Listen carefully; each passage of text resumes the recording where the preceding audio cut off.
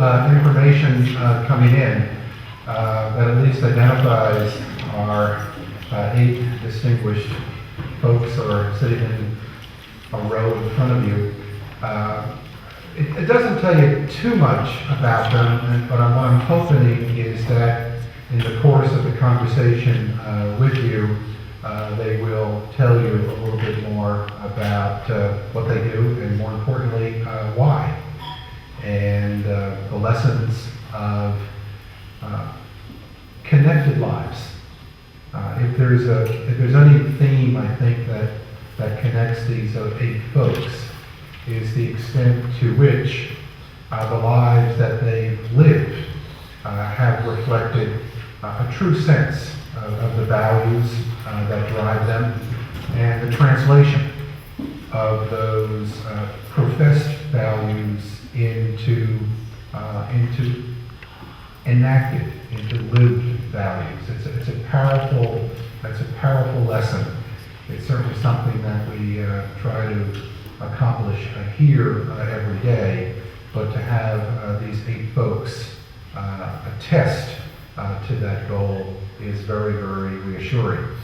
This is our 125th anniversary, as you know, and this is the 19th class of distinguished alums who will forever be connected to the 125th anniversary, which is a good thing, given what these folks represent and what they have accomplished.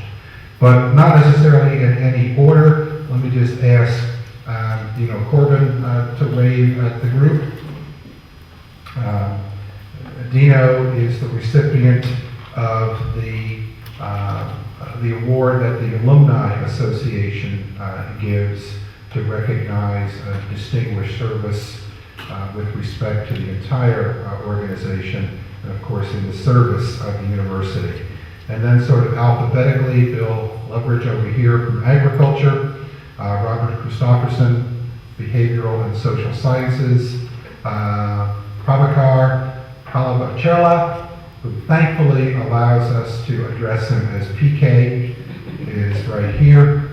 From Business, Lane Hensley, Communications and Education, Jordan Swissauer, Engineering, Computer Science, Construction Management, Missy MacArthur, Humanities and Fine Arts, and Jen McCallum, the College of Natural Sciences. So, I'm just going to stand aside, and hopefully a question or two will arise from you folks. If not, I'm aimed with plenty, or armed with plenty. But let me invite a question from the audience, and then we'll just allow these folks to play off of each other as well as with that question. So, yes, would you tell us who you are? My name is Monica Smith. Oh my God, I'm really loud. I'm sorry. It's a natural thing. What can you tell us about yourselves that isn't necessarily on your resumes that you think added to your success?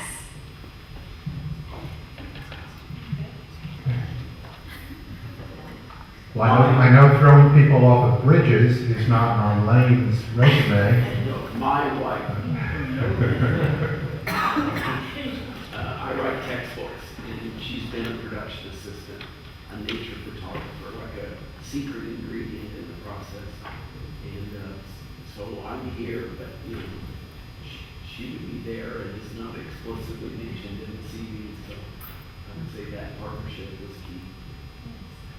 Robert's wife's name is Bobby, and they have done probably a dozen or so trips to the Arctic and the Antarctic, and her photography really graces his books.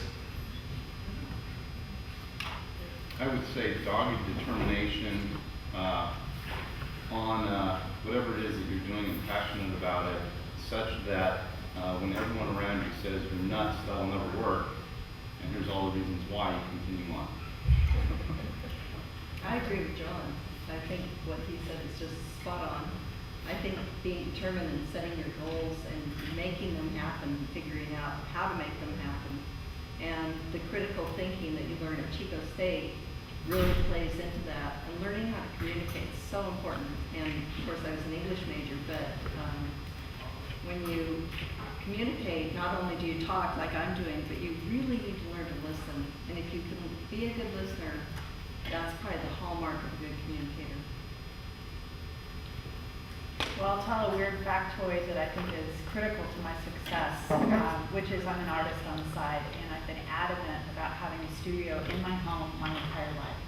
So when I am stuck at work with some big, complicated problem, I put it down and I go paint or draw or sew or do something. And usually the solution comes to me. So I guess what I'm saying is don't be all work and get caught up in work. Have other aspects of your life that bring you joy, and it may complement your professional life quite well. I'm still trying to deal with the fact this is me. I still think I'm going to Chico State. I'm 22. Good for you. You look at it. I think in my world, one of the things that has most, I think, helped me through everything and gotten me where I wanted to be was the fact that I was taught here at Chico State, and I was taught by many of my mentors throughout my career in broadcasting that it is the community you serve. And if you serve that community with passion, without regard for expecting something in return, wonderful things happen to you. And I've been here 40 years now. I've got the best that I could ever wish. I consider myself a very wealthy person. It has nothing to do with dollars. But it has everything to do with looking at something that needs to be done in the community and using the fact that I control broadcast facilities helps because I get to reach out to people through it. But I think a drive to serve a community, be part of a community, be proactive in a community, and leave it better than it was before is one of the things that's sort of carried me through the things that I do. For me, I'm not as smart as most of the people up here. I found out that I wasn't smart enough to know I couldn't do something.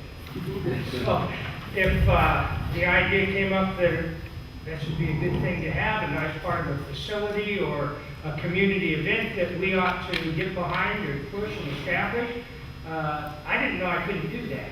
And so I think a lot of that didn't come back from the type of instructors I had here. Basically says, you need to go do this, and it never occurred to me that I couldn't. So that, I guess that attitude that, well, we can do that. Now, let me ask you a question about attitude directed at PK. When did you decide that you could help feed about 1.5 million school children on every school day in India? Why did you do that? The real genesis for that was I went to India as a U.S. audit partner from KPMG. I was with KPMG before my current role. So I went to lead the U.S. GAAP practice in India. At that time, a lot of Indian companies were trying to get listed on the U.S. markets, a lot of technology companies. So that gave me a huge opportunity to interact with the best of the best in India. And one of the companies that I was auditing, the CFO, started this program, and we started to audit that program pro bono. And it started with that, but once you start those kids, once you see those kids benefiting from the nutritional increase in cognitive powers, we have done tests before and after. It's a huge success. And we are the world's largest program, the most efficient and cheapest. And so much so that Bill Clinton's initiative is taking notes from this program. And when the earthquake happened in Haiti, the U.S. president of our chapter was taken in Air Force One to see how do we try to do these people to roll out the same model. So it's a phenomenal model, and everything is mechanized. Everything is we feed 1.1 million kids a day, school day, but not even one accident in terms of food poisoning. So that's.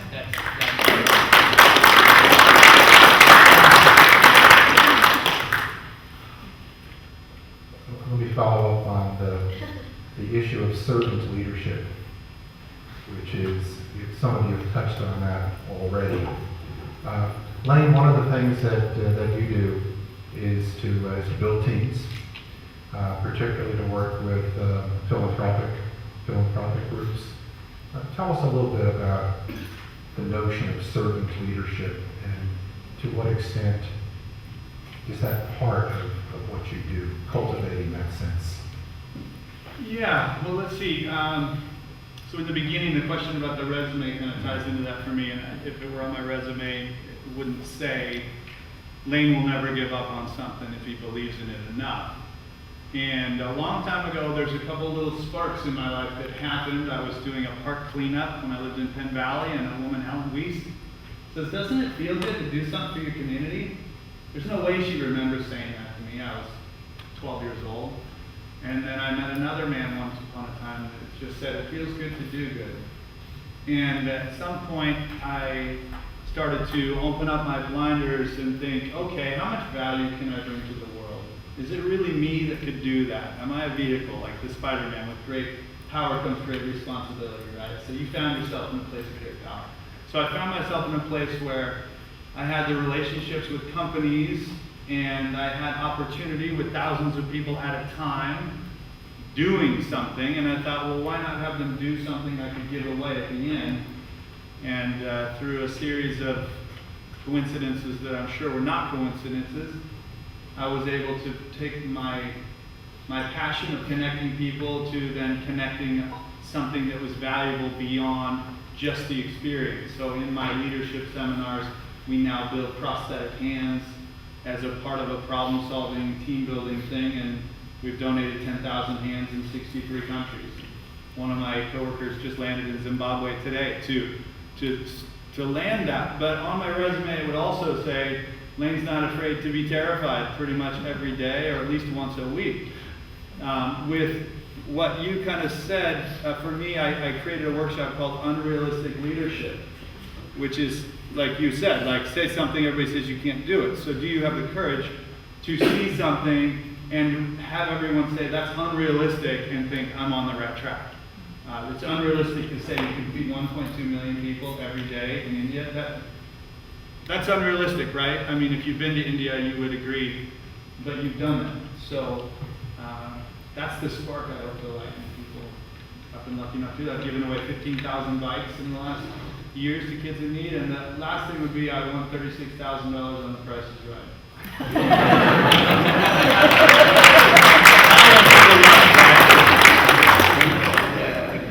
I'll tell you later. Jen, would you pick up on that? Because, you started off as a PhD researcher in reproductive physiology, and then you, I think as you say, I remember reading one of your articles, you took your type A personality to law school, and somehow you figured out to connect both of those dots, and service and safety and community welfare is at the heart of a lot of what you do. It is. I think at heart I wanted to bring better healthcare solutions to people around the world. So I thought if I went to grad school, I could do that. And after spending years teaching and researching and sitting in a lab bench looking at the same darn things every day, year after year, I realized that's not where you do it. And so I did an investigation and realized, gosh dang it, it's lawyers who do all that. So I went and got a law degree, and then I said, who has the most, what has the most pertinent skill set for what I want to do, and it's to be a patent attorney. We're about 1% of all attorneys, but we're the ones who work everywhere, all over the world. We're interconnected. I can help provide solutions to other countries and increase the healthcare options they have. So I have been, whether I'm paid or not, I work around the world bringing solutions to people. India is an excellent example. I've worked on a big diarrhea problem there. The infant death from diarrhea is unbelievable in India. Haven't made a dime on this, but we found a way to really help a lot of mothers with their infants and provide a solution that saves lives every day. Do that everywhere. And so putting all of these different skills together, the desire was to help people. I just had to go get the tools in my tool belt to be able to do that. and believe in myself and keep going. Because nobody thought, like, if you want to do this and you go talk to a guidance counselor, nobody tells you what to do because they don't know. So I kind of did it on my own and believed that this combination would work. Yeah, Robert, you've got an interesting focus. It's called Planet Earth. Studying global warming, studying basically the health of our planet. Please share a little bit more with us about what you do. Well, it's interesting to hear this international scope that several of you have mentioned. My books have, since the first edition in '92, and there are 4 books, and they're around 7th, 8th editions now, have had climate change science woven through them since '92. And we have adoptions in 39 countries, and a Portuguese edition, a German edition, and US and Canada, of course, is the leading area. But the thing is, my email address is in the book. So I get these emails from Karachi and Santiago and New Zealand and from students or from their teachers. I got an email from Beijing where the student loves the book, takes the class in English, and sent me a photograph of her favorite hill near Beijing. And this idea of the global predicament, of redirecting education so it's transformative about what these students are going to be facing as this climate change takes place. And it's like I've found that the public is being starved by pop culture. And with information, there's a feeding process, and education is that feeding process. And so I've had that sense of that because the books have done so well with those integrated applied themes, not holding back. And that's been amazing to see. Also that the Portuguese edition, the translation's done without any change in read flow on the pages, the computer programs they have. I couldn't believe that. Even the labels and the figures have all changed. So it's a thought. So, Missy, so we're saving a planet. How do you lead a city? Yeah, we're the earth. Missy is a former mayor of the city of Reading and a council member, and has a lot of street cred in Reading. Yeah, I How do you lead a city? I kind of feel overwhelmed by all these international types, and here I am in my little corner of Northern California. But I think that one of our goals is complete streets in Reading, and that means having parks, trails, open spaces, and not having just a commercial development without some green space, thinking about the bigger picture. Because if we don't plan correctly, then you end up with bad places to live where nobody really wants to live. So we're working on those kinds of goals. We're also trying to, of course, like everybody right now, is change the economy a little bit. And if we can do that through green technology, we have right now, a Hollywood type looking at coming to Reading. I suppose you've heard about that down here. Probably haven't read about that in India. But we're hoping to have more green technology coming to Reading and attracting those sorts of businesses up there. Bill, let me ask you a question, then go back to the audience. A lot of what you've done in the ag world, the ag industry, has focused on future leadership development, particularly with future farmers of America. And I know, I'm going to ask you to share the audience, I know you believe very firmly in the basic pledge within the FFA code. What is it and how does that drive your life? Well, I think that when we talk about just the whole, I believe in the future of agriculture with a faith born not of words but of deeds, it translates into leaders, developing leaders that will make that happen. You can't just believe something and not have action to follow. That's certainly something that I try to instill in my students. We've had an opportunity to see numerous students go on and now back in the community, and in fact, I hesitate to say it, but some of their children back in the community as well. And to see the types of leadership that they are able to do because they've been given the opportunity to do. Some of the things that you talk about in regards to sustainability and what people can know all about it, but unless they can put it to action and inspire others, as you have had, as many of you have had, you inspire others to then meet those kind of goals. That's a critical aspect of our society. You've got to be training up leaders to tackle that. I was in the Philippines the last 3 weeks. I stayed on Tuesday working with a group of people. I was in an area last Saturday. They were hit with a typhoon in December, 6.0 earthquake in February, and then a flash flood 2.5 weeks ago. They have no leadership to see how do we fix things? How do we get this area back to sustainability that now has just been destroyed by nature?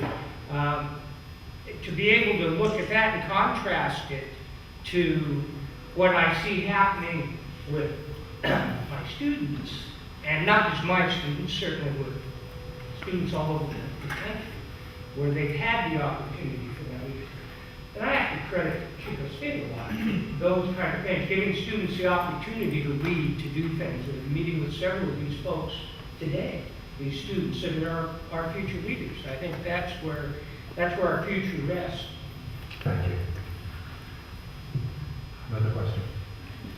So we have one question. We got through it in a half an hour, so we're doing great. Hi, I'm Natasha, and I was wondering what advice you guys have for us students to better prepare ourselves for a career after we graduate. Here's a simple one. Go for it, Mike. There's a great Far Side cartoon that this reminds me of, in which the student is doing this, waving his hand, and the teacher acknowledges him. He says, "Mr. Jones, may I please be excused? My brain is full." But you're not going to be excused because we want you to share what's in that brain with us. All right, so I raise my hand like that as an example because my best advice is that you raise your hand, that you contribute. And a lot of what I do with teams and in my programs are to laugh about and cry about the idea that when we're kindergartners, we raised our hand like that. And at some point in kindergarten, no matter what you said, something good happened. But in the 8th grade, there's a chance something awful could happen next. And as a senior in high school, 7,000 kids a day drop out of high school in the U.S. Number one cause of death in high school is suicide. Somehow those kindergartners have been beat into submission about their contribution, that somehow just sit back there, let your filters be so intense that you dare not speak unless you're sure what you're going to say is right and going to go over well with your peers or whoever's judging you, and they are. And how do we create a community that allows people to raise their hand like that again and maybe fail miserably in the attempt, but we all learn from it and we set an example. For John, and talking about that passion to create something and to stand in the face of those people and go, I think we can cure this, I think we can feed these people, I think this is it, and so forth. We are willing to raise our hand even if no one else is and take the risk. But that neurobic experience, that heart-gut feeling we've had from surviving that, now you're in college, now we're in life, and are we committed and brave enough to raise our hand and think that our contribution matters? Because you have 16,000 students here or so on campus, there may be 500 of them that are really leading what's happening here because they're the percentage that's raising their hand and directing the conversation. And the community that I experienced here drew me back into the conversation. I survived high school, I suffered through the beginning of my college, and at some point I raised my hand again. And I work with companies, it's filled with prisoners. Don't allow yourself to be a prisoner like that. don't underestimate your ability to contribute if you're willing to take the risk and be clean with who you become in the process. Because you don't want to become a prisoner that's shut down and a victim. And there are way too many people walking around this world like that. Jeff? Thank you. I can tell you, as someone who hires a lot of young people, and then, you know, I supervise a lot of young people, what I love to see. I'll be honest, I'm a little disappointed in some of the younger hires I've had recently, but an enthusiasm for the job, for the whole task, and see it through to the end, and understand that part of the task is going to be boring as heck.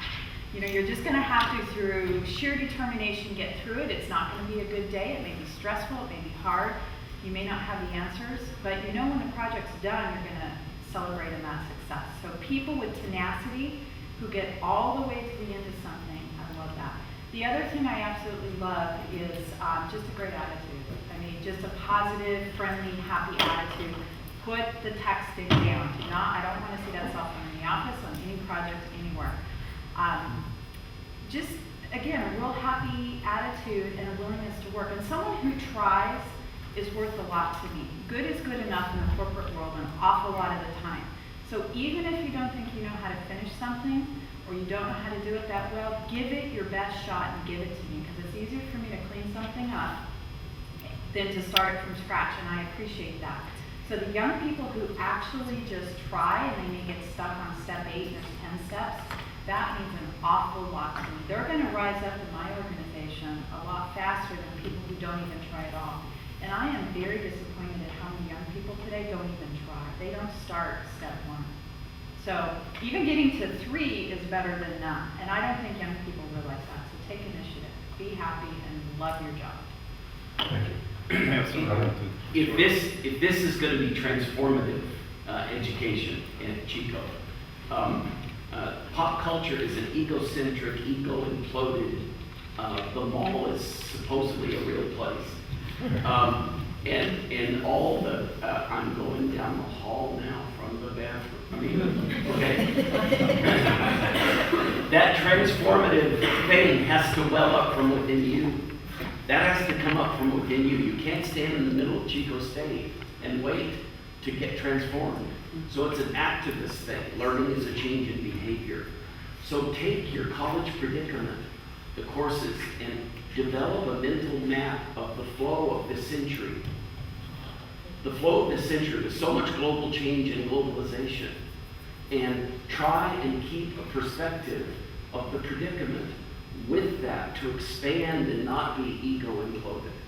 So that you're part of this flow of a century on a planet in your life. And that hopefully redirects some of that energy that's wasted at the mall. In 1969, I guess I'm the oldest alumni here, awesome teachers, mentors that I've kept in my mind my whole life. I still have my note cards from my senior thesis and stuff. But the idea that you'd come out of this tremendous lecture from Bill Hutchinson on Westward Movement, and there would be the civil rights discussion area, and here's the draft protest with some speakers from back east, and here's the women's pay equity, ERA, we've got that, and you kind of take your lunch and pick which group you're going to go to. It's on fire. It was alive, and with chanting and marching that night, acting out the ritual of this place. And that was transformative to me. In my 30 years as a professor, it was like you almost had to go set bombs off to get movement. And when the draft ended, something happened. And so I would say as a student, a mental map of the whole century so that you are pulled out of the egocentric predicament. And then your life can have purpose in that direction. It was exciting here. 69. For the actors that didn't understand what you said, I think what Bob and Lane and others are talking about is walking through open doors and not being afraid of that. And sometimes maybe even walking through a closed door. and not being afraid of that, and walk through it with a passion for your subject, but bring with you a work ethic. I talk to a lot of employers, and that disappointment you talk about usually is a result of one of two things, either a lack of a work ethic or a lack of integrity. And so, don't be afraid to have a passion. Sometimes people don't think that's cool. Don't worry about cool. Have a passion. Have a work ethic. Be innovative. And don't be afraid to fail. I've learned a whole lot more from my failures than I have my successes. I would say two things. Once you figure out what it is that you're passionate about doing, just do it. And what I mean by that is a lot of people think that you have to have this ridiculously thorough plan and every detail figured out before you can do anything, and you go and talk to all these people that are going to say you can't do it, and here's why you can't do it. Nonsense. Whatever it is that you want to do, just start it. And if you continue down the path of whatever it is you want to do, you'll figure out that there's things that, well, I can't go that way, go this way. And you just keep working at it, keep chipping away at it. And the second thing is something that's taken me a long time to really figure out is that everybody in this room has something to contribute to whatever it is that you're working on, believe it or not. And if you figure out who the people are that can really help you the most in any given area of what it is you're trying to do and have them, there's lots of people that want to help. All you got to do is be open to it, listen, find the right people, and I consider it like, finding the nuggets. You talk to somebody who's spent a lifetime doing something, whatever it is, and those people can tell you in about an hour or two the things that are really, really key to what they've learned in 20 or 30 years. So if you collect a bunch of people together that have the nuggets that are germane to what you're trying to do, and you put all the nuggets together, pretty quickly you've got something that goes from nothing to something. So that's what I'd suggest. I'd say stay grounded, be true to yourself and your values, because you know who you are. If you start trying to be somebody you're not, then it's not going to work. And lastly, just work hard. The world is a book for you, and it doesn't care whether you open it or not, but it's up to you to open it and turn the pages. It's a very cool thing because it's really got cool stuff in it. But you've got to make that initiative and be grounded. Be true to yourself. That's the most important. Because if you're a fake, you won't get far. Let me give you a different perspective. You have heard from very successful people with whom I have the honor of speaking today. I'll give you a different perspective. How many of you believe that America is on decline? Show me an honest hands. How many of you honestly believe America is on decline? Well, I'll give you a small example, and this happened to me just last Saturday. Okay. I was getting my flat in London apartment, my London apartment cleaned up by the cleaner. After working for 3-4 hours, the guys came down and sat down, and I was asking him, he's from Uganda, so I was asking him something or the other, and he eventually ended up in religion. And he said, I said, are you a Christian? Because a lot of places in Africa right now have a big tension between the racial or religious fight with Nigeria between Christians and Muslims and things like that. So I was trying to understand from his country's point of view, what is the problem right now? Then he told me that his father was a Christian. And I'm not trying to make any religious comment here, I'm just telling you what happened. And he said he went back to his religion, whatever has been his religion in the past. And said, why? He said to me, if Jesus Christ, I read Bible, he said, if Jesus Christ was from America, I would have believed. But if Jesus Christ is from Israel, so I don't believe in Bible. I said, why? What is that? He said, for him, the heaven on the earth is America. Oh, wow. And I'm dead serious. He told me that. And for us, people in Uganda, people who come from America, we think they have come from heaven. It's a mighty country. It's a powerful country. It's a very charitable country. Whenever there's a disaster, you see an American there. Okay, so what I'm trying to make out here is that a lot of us, I live in America, I have a lot of money invested in America. I want to tell you all something, that believing in your country, believing that your country, you are the next custodians of this great country, and bear that in mind. Read a couple of US history books like Alexander Hamilton or Abraham Lincoln or even FDR. I'm not a big believer in his theories, but just take those three and read that, and I tell you, I get those pimples. So this country has a lot to contribute. You as custodians have a lot to carry forward. Do not get beaten up just because some outsourcing jobs went to India, some manufacturing went to China. That's not what this country is for. So it's up to you all to believe in yourselves, and up to you all to ensure the world depends on America, and you're all the custodians for tomorrow. Don't forget that.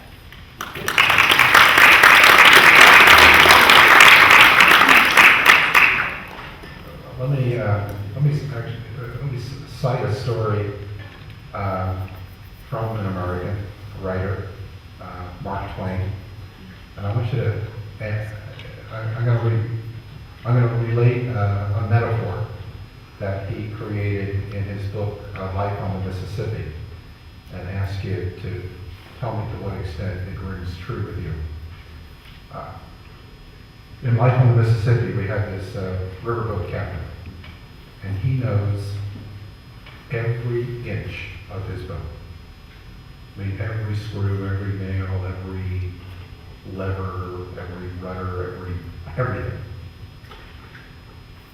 But arguably what makes him an effective captain is that he knows what last night's heavy rain has done to the sandbar a mile down the river.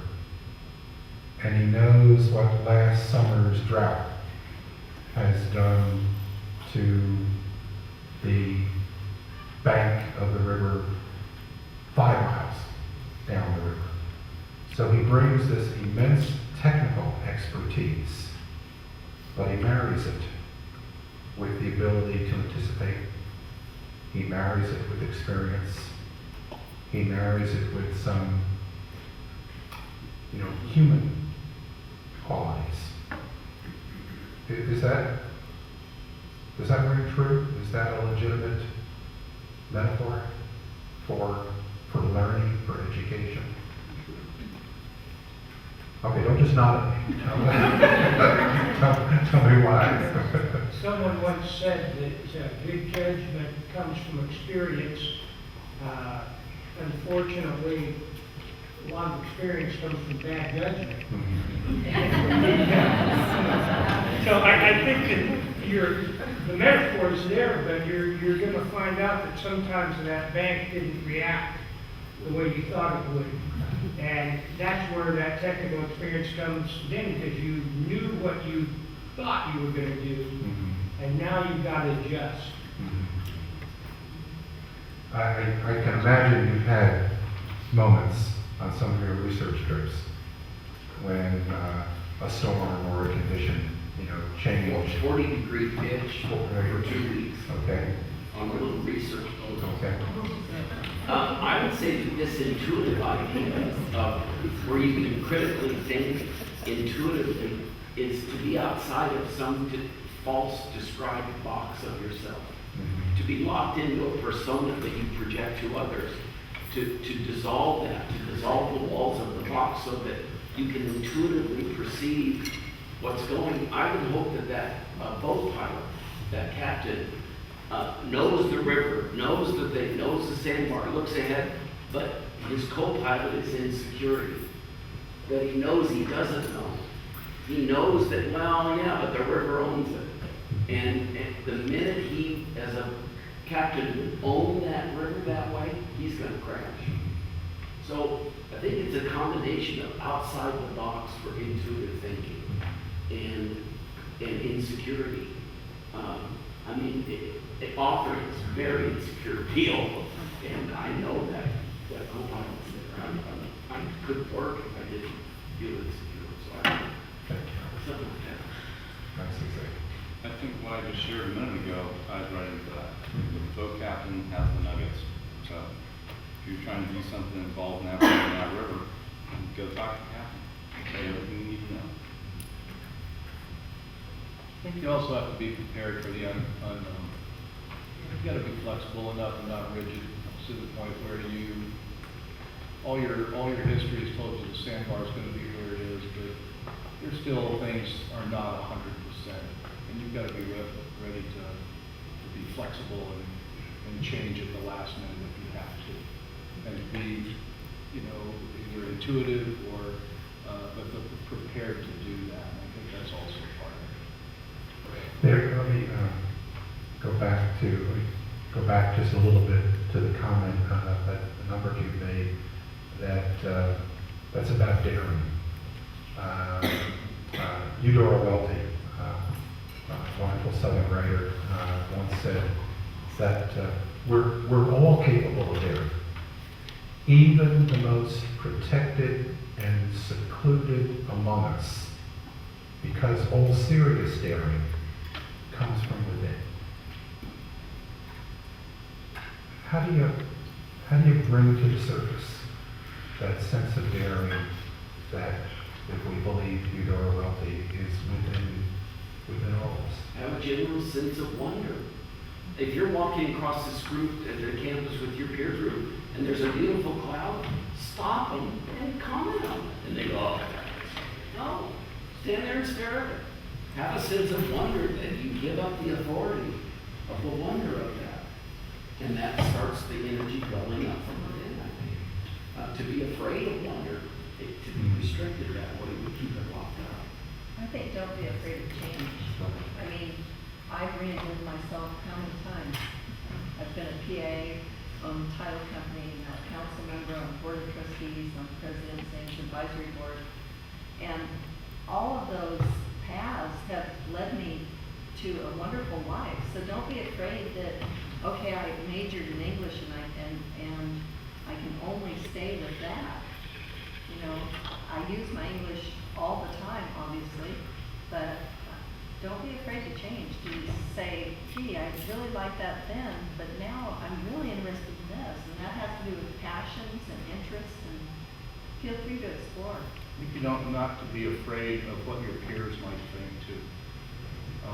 And how many of you in 1995 remember the Jenny Jones, for those young, you weren't there, but who are older remember 1995 Trash Talk TV was a big headline around the country. Those of us in the television business that ran TV around the nation, 210 markets, we're in a world where our television stations are trying to outdo each other, and Hollywood was providing, if this Trash Talk television show had achieved this level, then this Trash Talk television show would try to achieve a level lower. And we were literally, as far as I was concerned, sinking into the abyss. And they were cheap to produce, and if they turned a couple $1 million, it was a home run for Warner Brothers or whoever was producing the shows. And at the time, in '95, there were 23 of them on the air in this country, each trying to outdo each other. All of us were going, well, Oprah's number one, but number two isn't bad with Jenny Jones, and I can still make money on it. And then after a couple points in time where there was it was very dishonest, but it was the culture, it was where we all were. I dared not to follow the rest of my colleagues and cancel Jenny Jones in the Chico area market. Now, you don't cancel a syndicated talk show. It just isn't done, especially with Warner Brothers and all their attorneys behind it. And I did. And I took it off the air, and I won't go into all the details, but they were very violent, very vulgar, and very just rude. And I said, that's not who we are at Channel 12 when I ran that TV station. And I was called a censor and this, that, and the other thing. But what happened as a result was the next day I get a call from CNN. I thought they were trying to sell me a news service. And I went, well, we're CBS and I've got AP, I don't need it. And the guy goes, no, this executive producer, we're going live in 10 minutes or 5 minutes, stand by. Live for what? Well, you canceled Jenny Jones' show. Well, the next thing I know, I'm on CNN with Bobby Batista and a whole bunch of other people in London and Italy. It's going across the world. You would think that there was nothing that day happening in the world in news because it was focused on this guy in Chico canceling a talk show. The next year and a half, I toured from Washington to Los Angeles, speaking to attorneys general, speaking to up in Reading, all over the country, talking about violence, the pop culture, and what it's doing to our society.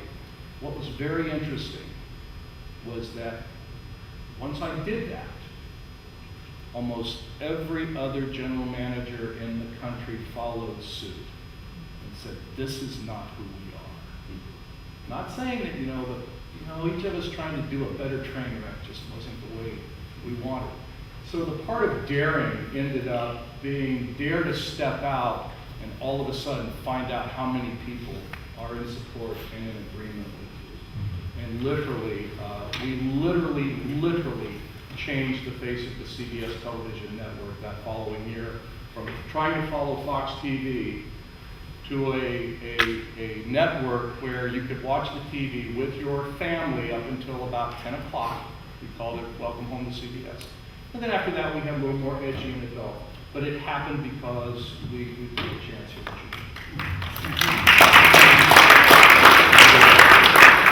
Don't be afraid to take a dare. I mean, that plays into what I was talking about, raising your hand. It's like we're almost taught not to. You raised your hand, you gave permission to everyone else to raise their hand for something they didn't feel good about. And it's almost like we unlearn that. We're born with that sense of wonder to see, oh, look at the cloud, look at this. My kids, we have a pond in our yard. They're like, there's pollywogs in here, and they're just mesmerized by this whole thing. And we're almost taught to just keep that to ourselves for I don't know why. And if we can hear at this university, what happened to me is I not only found that sense of wonder again, but I was surrounded with a network of people that supported that in me, gave me the skills and the passion and the relationships to go for that. And to let my imagination and my sense of wonder just go, what if? I'm at 10,000 hands right now. I thought 1,000 was a crazy idea, and now I'm absolutely convinced I can get to 100,000 hands. And if there's, we guess, 1.2 million people that might need them, I'm scared to say that I'm going to be able to do that, but I'm part of that. And how do we unlearn that we should hold that? We shouldn't say that I have an idea, I have a dream, essentially. In 1984, a really important study on the state of math and science education in this country came out. It was called A Nation at Risk. And one of the conclusions reached in this study was that one of the things that they found happening in American schools is that we were driving away from young people a sense of curiosity, a sense of inquiry, a sense of adventure, when in fact, before they got to the schools, arguably, they were filled with it. Hey Mom, how does this work? What will happen if I do this to the cat?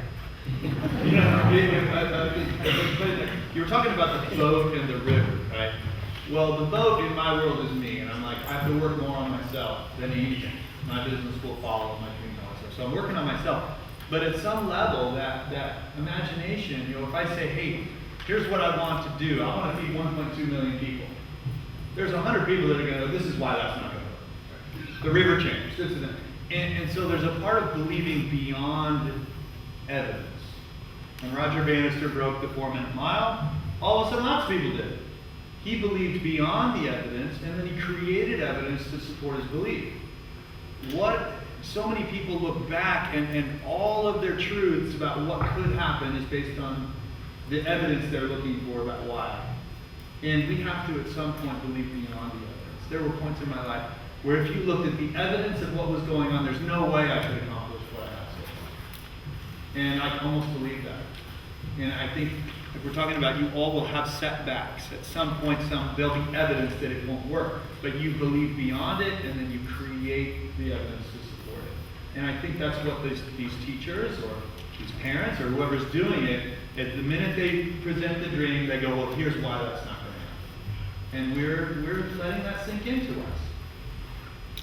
How about one more question, and we'll kind of practice that. How about right in the middle? Yes. Rob, did you have a question too, somewhere? Okay, let's take you and then we'll go to Alan. I'm Catherine.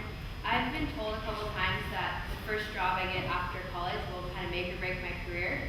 And so I'm curious to know what your first job was. No way. I got fired from my second one. I just want to go on record right now. And that's what led to what I do now. I learned I'm unemployable, and that's why I created my own company. If you don't like that job, turn the page and do something else. Right. I was a dog catcher, leaving Chico. That was my first I job. remember you. I think And a bartender and a waitress. They can do anything. Don't It's listen. about learning discipline. It's about starting and finishing what you started. It's about moving forward. Don't ever let anybody tell you you can't do something. If they tell you you can't, that's the word, and the big flag gets in. Oh yeah, watch me. It's that, the Robert Frost poem about the road less traveled, you know, being one traveler long I stood, blah, blah, blah. You took this path. Well, when you get fired from a job or you're laid off, whatever, you're gonna take another path, and that path easily could lead to success, and you just won't look back. You just keep moving forward. For every door that closes, one will open, believe me. That's true. It's not what you get from the job, it's what you become. And that's what you take from everything. It's what you become as a student, what you become as a sister or brother or parent or coworker or owner or whatever. Keep track on that, looking at your 100-year plan. What's your life plan about what you want to become? Your career fills that in. Your job is not what you become, it's bigger than that. And when you talk about one door opening, one door closing, you really have three choices there.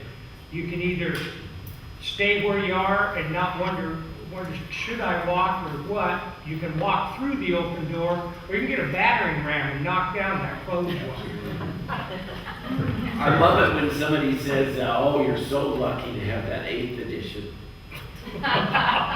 Maybe 7 days a week, 12 months a year. I mean, work makes luck. So don't wait for the dice to roll. That's a great. Throw them off the table and just keep going for your bliss. And gee, you're sure lucky to have that. I don't know. Ralph? Yeah.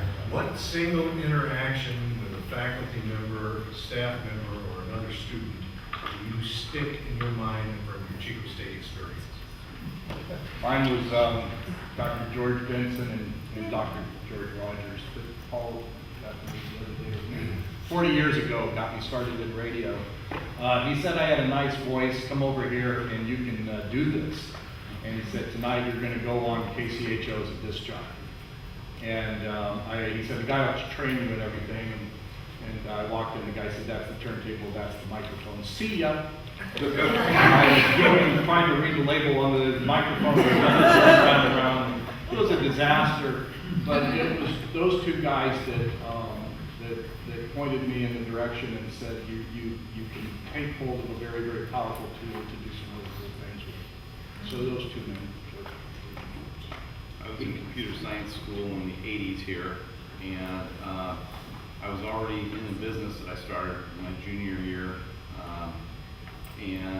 So I was in one of the leader courses in computer science. It was a real tough course, and a lot of those courses you have to work hours programming. And so this course, I was pretty sure I'd never need to do that in real life. And I went to my instructor and I said, look, I know I'm not going to need to do this. I already have a career. I'm starting my own thing. And he looked at me and he said, sorry, you're going to do this. And I went through it, and then as a twist of fate would have it, I did exactly that for 10 years. And one of my most important clients was that professor who started a company locally and built it. You guys probably know him. But anyway. My two main mentors here, Dr. Bruce Bechtel and Dr. Margaret Trussell in geography. And when I was a senior, I set up 2 1-hour or 1-unit independent studies.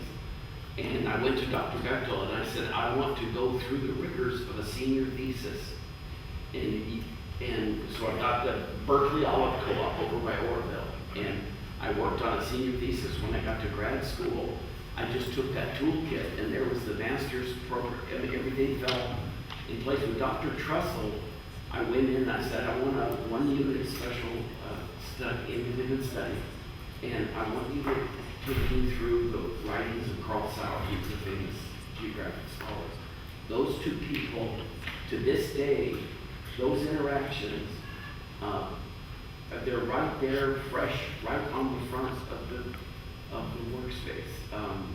So think about that. Find that mentor that would agree to conduct you through some independent study. But that was the power here of Chico State back then. Mine was Dr. Michael Abruzio in biology. I loved math, I loved physics, loved chemistry, loved most of biology. I hated fruit flies. And so that man was in my way, to get to the end of my degree. And he was so kind to me. And he's the first one who said, you have the aptitude for this. You really should go to grad school. And so we would work on tests. And I did not get good grades in genetics at all. I couldn't do it. I hated the flies. I never wanted to touch them. I just had no interest in any of this. And he helped me find what I loved. And at the time, it was stem cells and cloning. That was, back in the day. And my real interest is, the creation of life and artificial life and all that kind of stuff. So we found the best program in the country where I could work on animals. And they rejected me. They totally rejected me. He said, go anyways. And I said, go anyways. And he says, yes, go out there. Go anyways. And I did. I packed up my car here in Chico. I did not have acceptance. And he said, just keep talking to these people. He kept helping me try to get in. It took a year, but I got a congressional fellowship all the way through my PhD. And he encouraged me while I was a dog catcher, while I was waitressing, while I was a bartender. I was doing all these other crazy things. And I ended up, staying it with a PhD in biotechnology, which is what I could hardly get through here at Chico. And again, that man was very encouraging the whole way through. And that was just kind of the start of a lot of things. But he was wonderful. We're at the time we need to unfortunately stop this conversation because I have a lot of things to do this afternoon.